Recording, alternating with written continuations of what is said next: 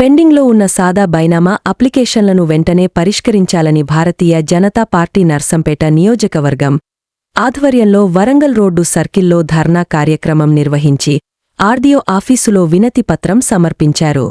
ఈ సందర్భంగా భారతీయ జనతా పార్టీ జిల్లా ప్రధాన కార్యదర్శి గోగుల రాణా ప్రతాప్ రెడ్డి మాట్లాడుతూ, గత బీఆర్ఎస్ ప్రభుత్వం 2014 కంటే ముందు సాదా కాగతాలు మరియు స్టాంప్ కాగతాల ద్వారా కొనబడిన భూములకు పట్టా కల్పిస్తామని ధరణి పోర్టల్ ద్వారా మీ సేవలో సాదా బైనామా అప్లికేషన్స్ తీసుకున్నారని, దీనివల్ల రైతులకు పట్టాలు ఇవ్వడం జరగలేదని, ఎలాంటి మేలు జరగలేదని అన్నారు. ధరణి పోర్టల్ను బంగాళాఖాతంలో తొక్కుతానని చెప్పి అధికారంలోకి వచ్చిన కాంగ్రెస్ ప్రభుత్వం ధరణి స్థానంలో భూభారతి పోర్టల్ను తీసుకొచ్చి రైతుల అన్ని భూ సమస్యలను పరిష్కరిస్తామని ప్రగల్భాలు పలికి అధికారంలోకి వచ్చి